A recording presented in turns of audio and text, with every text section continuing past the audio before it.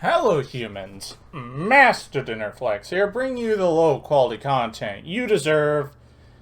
And today, look at this, I got my win record. I actually got a pretty decent win record. I've been trying to play some rated when I have the chance with the new agents, and man, they are kicking ass. I don't know how else to describe it. They're doing everything I expected and then some, so it's pretty nice.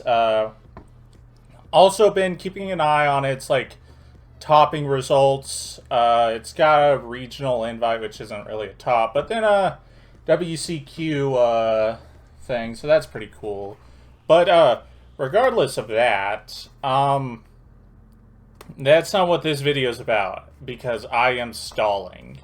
Now, before I show off this deck, you need to understand this is not my specific creation, and I'm going to struggle to give you an idea of what this is, because let's just get into it. Alright. This is it. So, before you might be thinking, wow, this is a really bad Labyrinth list. No, it gets more complicated than that. And I'm not meaning that in an exaggerated way. So, whatever deck you think this is, it's not. It is not Lair of Darkness. It is not Lady of Lament. It is not Labyrinth. I don't know what it is. Basically, what I noticed for a little bit, it started off when I noticed on the org they had these creative deck building ideas, and one of them was Little Fiend Rush, where you use some trap cards and then Weenie Rush, and I thought, oh, that's kind of cute, kind of old school, but I didn't think much of it until they posted another list kind of the similar playstyle, but with a drastically different card pool. And I was like, okay. And I think I might have saw it two other times on the org. I'm like, okay, seriously, what is this? You can't tell me this deck is good. But then going around on OCG Twitter, I'll see a deck kind of similar to what's going on here, but also drastic, noticeably different every time. And by the way, as far as I know, this deck, it has no tops. And this currently is an OCG deck. I don't know what to call it, but I think I will just call it Trap Fiends. The basic idea, well, so I can't even state what its actual win condition is. To me, this is my favorite Fiend monsters and my favorite trap card Smile. I don't fully comprehend what is trying to be achieved, but something all lists have in common in some way, shape, or form is they have a Lady of Lament engine, but instead of maxing out on Lilith, they're maxing out on Alice, which is kind of strange. I don't really get it. But not only that, there is a common theme in every single one of the decks, and that is Archfiend's Glitch, and sometimes switching ratios of Fiend Grieving and Dark Sacrifice. But basically, from what I can tell, is it's just a lot of Weenie Rush Fiends that also rely on really powerful trap cards like this that could dump really key pieces. And it feels like something you would see in 2011. It's something that has a loose strategy rather than a strict one like you see in modern decks, where it's I'm doing this. This is what my deck does. Where this feels more yeah, this is kind of what my deck does. It's basically along the theme of that. And there's so many different variations I've seen of this, because I still struggle to describe it. But I'm going to get into this loose deck list, because I had to make this on my own, because it's very hard to get a consistent deck list from any of them. And I'm still struggling to... I couldn't even find the references on Twitter I had for this deck, but let's go ahead and get into it. So, one of the best Weenie Rush Little Fiends of all time, Tour Guide. Seems pretty obvious, except for the fact that it isn't. So, I'll just get into this now, but it's something I want to have a real discussion on in the future. The problem with playing a trap deck that has so many proactive cards and then reactive cards, it struggles with what I call turn reach. And basically the idea of turn reach is if you have two cards that your opponent... If you have two cards you can activate this turn, and then two cards you can activate on your opponent's turn, but your opponent has, like, two different Omni-Negates, like Savage and Hot Red, your opponent actually has 4 negates because of something I call turn reach. Basically, the only cards you're allowed to activate are all met with a negation because they're acting on 2 different separate turns. So if, let's say, you have Regeki Dark Hole, and then the rest is like Compulse and Punishment. The problem with that hand is half of them reach to your turn, then half of them reach to your opponent's turn. So it creates a really, really awkward scenario where if you can't match the disruptions on your opponent's turn, so in reality, you get to your opponent has double the negates they would have originally. That's one of the problems with modern trap decks, is it's very hard to be proactive with them because all their traps will successfully break the turn reach by having just mostly traps, and that kind of creates a problem for a lot of trap decks. But basically, why am I explaining this? Well, in a deck of like mostly proactive monsters and then followed up by a lot of disruptive traps, you can create a very complicated scenario where even if your opponent just has like 1 to 2 negates, if the turn reach doesn't match up, they could eliminate your entire hand with very few disruptions. Which is why I think there is an interesting core in this deck, but as of right now, I don't really see it.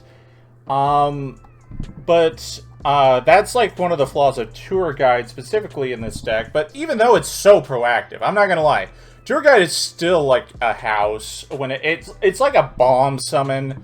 Not only does it access every rank 3 you could ever imagine, it's one of the few cards in the entire game that is the I can do everything starter. And by that I mean it can't just create any combo you can ever think of, but it can even create combos you didn't know existed. Like the first video I posted this year, Tour Guide took a picture of an NFT. It copy-pasted an NFT. So like the amount of combos Tour Guide is capable of is insane. But again, it's just the complicated reality of how this kind of deck would struggle. But then it's 3 Alice, and this one is actually a little more interesting, and I should give it a little more credit than I think I would normally. So, this card is a lot more proactive in a deck like this, because if Tour Guide gets negated, it's actually not the end of the world at all, because Alice can just banish a trap from a hand or one you had to use prior, and then you can go ahead and make a rank 3.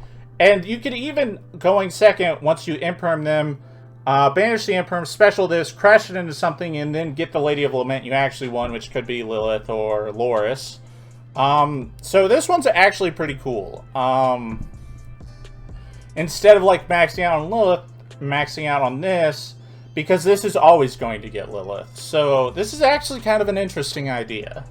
And then to Lilith, it's one of those that, like, it's a Fiend and a Trap card always, which is why it would always be good in a deck like this. And then Loris. This card I used to think wasn't very good until I started testing it with Lair and even Labyrinth. This card is actually very nice, but it's very nice when you have a Lilith to go with it. Because every time Lilith gets a trap, Loris sets a trap from your graveyard. So every one trap Lilith gets actually gets 2 traps. And then in conjunction, it can just, if you've used a lot of traps, you can just put them back in your deck and get a fresh draw. So this card's very nice. Its only real weakness, I gotta say, is probably just that it's a normal summon. Like, if it wasn't a normal summon, this card would be exceptional. But it's still pretty good. And now, the really, really goofy Fiends, and trust me, we'll get to how goofy they are. Farfus Skarm. So, as you can see, we're playing 3 Glitch, and even maxing out on Fiend Grieving. It's actually kind of neat. So, Archfiend's Glitch, I honestly think is like the new Fiend Grieving. So, the only requirement is you have to control a Fiend to activate it, but you target a card on the field. Any card. Monster spell trap, destroy it, then send a Fiend from your deck to your graveyard. I'm not gonna lie, that's an insane effect. Not even joking, that is insane. But it gets even more insane when you have Fiends to send that are really good to go with it, like Farfus, Skarm, even Eris. Because when Eris gets sent, it actually just searches another copy. And a few other texts you can play, but I'll get into those later.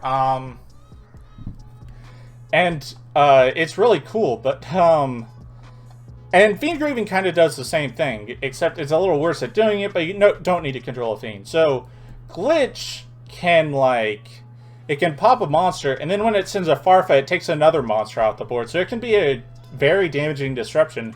But Fiend Grieving, also sending Farfa, can be a form of disruption, while also attacking their graveyard. But we can also do the inverse, where we take a card off the board, and then attack their graveyard with Tour Bus. This card is... It's not just bad. It is iconically bad. This card, I think, was an Order of Chaos. This card was announced in Order of Chaos in 2012. We actually didn't get its effect until later, but people saw the artwork. Oh, it's Tour Guide. Gotta remember, this is like early 2012. Or late 2012. No, it was early 2012. And during that time period, Tour Guide was a fucking monster. Like, not even a full year legal, and it was like nearly $200 per copy, like 160 something. It just went in every deck. It facilitated every rank 3 in the game exceptionally well. This card was like, how would I put it? This was the Brave engine of 2011-2012. This was the Brave engine. So, to print another card that is just Tour Guide and not show the effect, people were terrified. And then we get its effect. And it is a really shitty Fiend Grieving. That's all it does, and it has to go to the graveyard to do it. So it was laughably bad. It was so funny.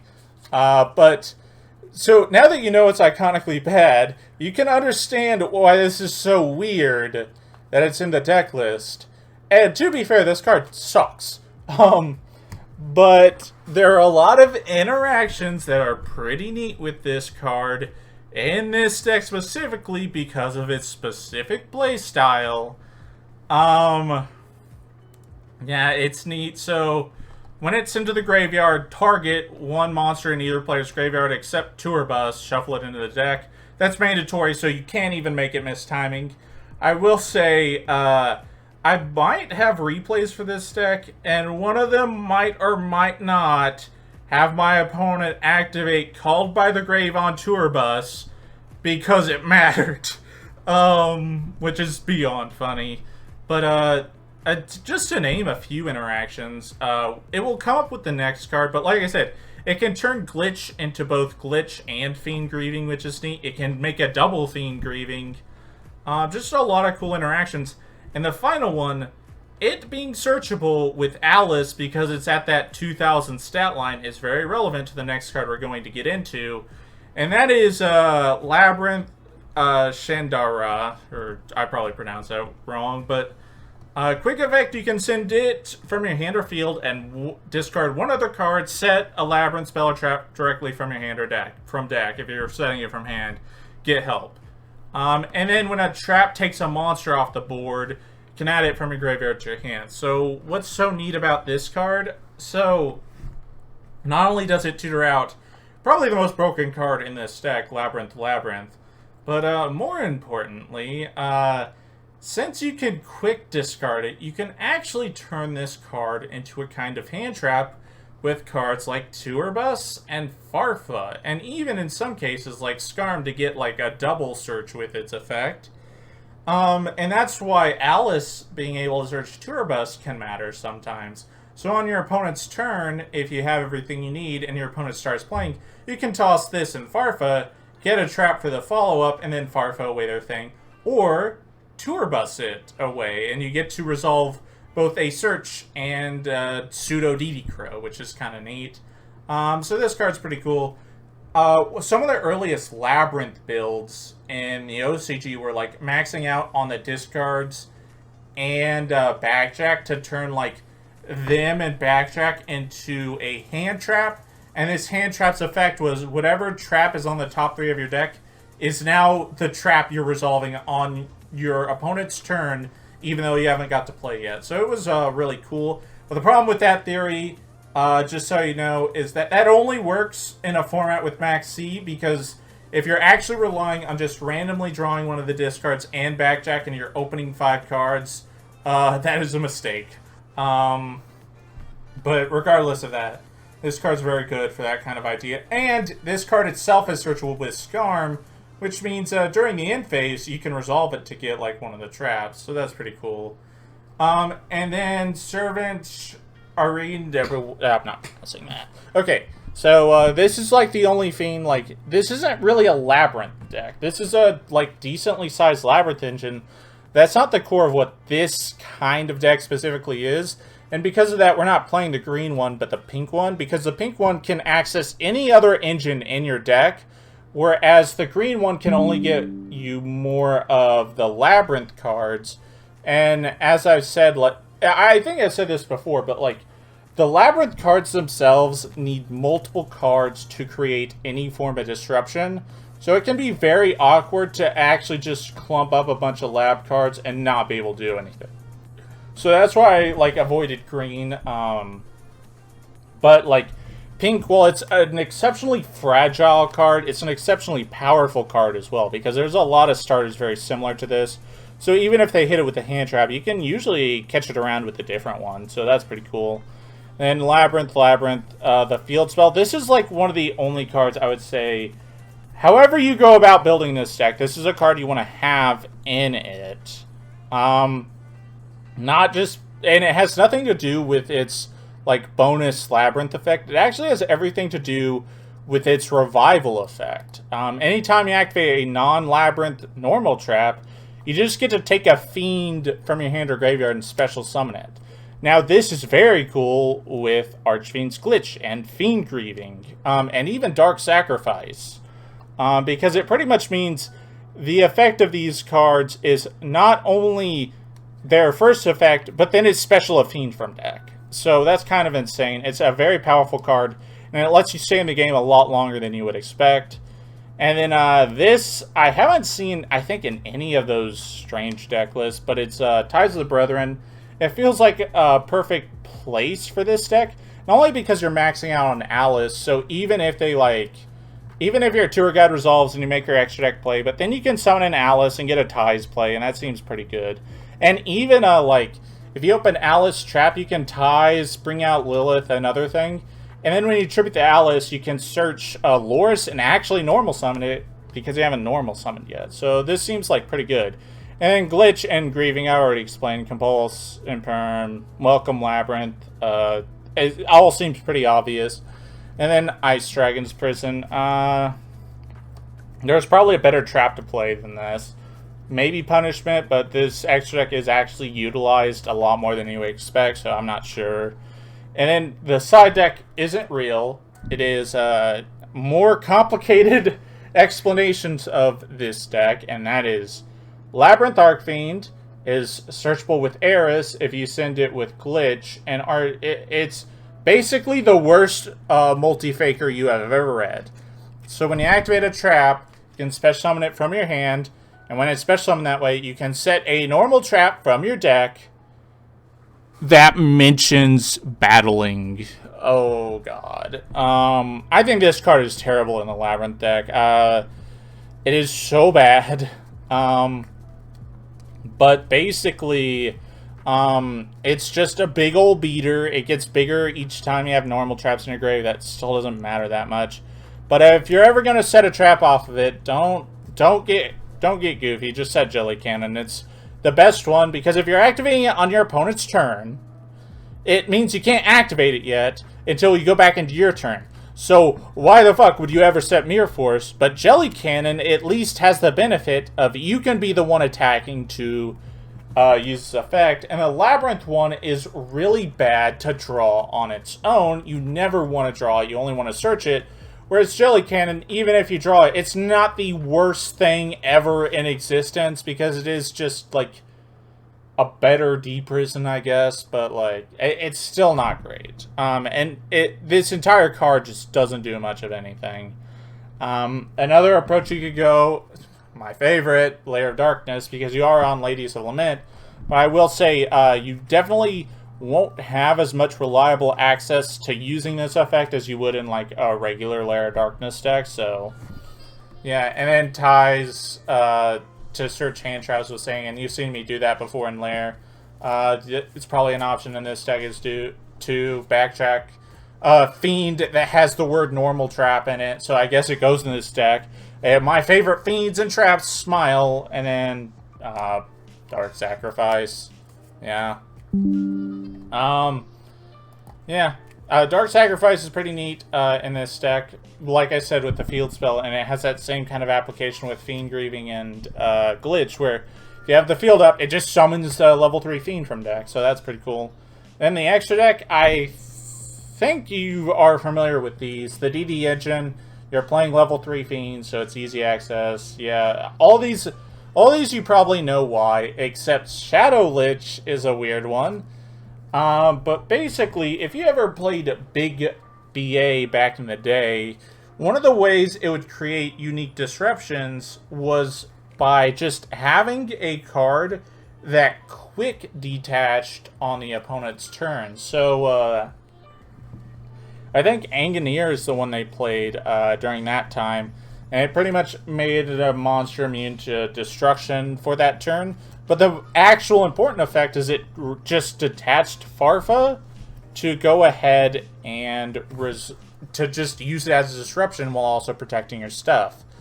But the reason I chose this one over Anganeer is during your opponent's turn to activate, so there you go. But it summons a Fiend token, which is actually important for like Glitch that needs a Fiend to stay up. And like if you ever set anything with Castle, you also need a Fiend to stay up. And that's why I chose this one over Anganeer, because the protection effect will never matter ever again. And I guess Levier is a weird one. It's pretty much to revive whatever Farfa banishes before they ever get it back. That's pretty much it. Then Dark, and I guess the only one I need to explain here is Master King Archfiend. It's not just a Fiend that takes Fiends, but it's a noticeably sizable beater. But its effect is if a Fiend is sent from the deck to the graveyard, you can roll a die to apply one of the effects. 1 or 6 are the ones that are actually beneficial to you, but anything between that just puts it back in the deck. And that actually doesn't matter that much. Because you can choose if you want to put it back in deck. Because just assume this is like a Snipe Hunter where you're going to put it back in deck. And that's actually beneficial to a card like Tour Guide, Farfa, and whatnot. Because, not Tour Guide, but Tour Bus and Farfa. Because the only thing you actually want to do with them is get their graveyard effect and then just keep them in deck for more like Glitches and Fiend Grievings. And that's effectively what this card does. Because they will activate because they're sent to the grave, and then afterwards the Master King will trigger to put them back in deck. So you already applied their effect. So that's kind of useful for this. then everything else is, yeah, whatever. So, yeah, that's about it. Thank you all for watching. Hopefully enjoyed this video. I think I'll leave some replays at the end of this video to give you a demonstration of what the hell this is. But it's pretty dumb. I'm not gonna lie. It's kind of a dumb deck. Honestly, I think this is like Earth Machine. Truthfully, this feels like Earth Machine Trap Fiend, because it's a lot like Earth Machine, where it does nothing, but it does nothing in a very cool manner. And I think that's why people are drawn to Earth Machine, is because it's very interesting. While it's not very good, it's very interesting at being bad. And I think this is kind of what that is. But yeah, that's about it. Thank you all for watching, and remember, Master Dinnerflex will take your soul, but also enjoy the replays.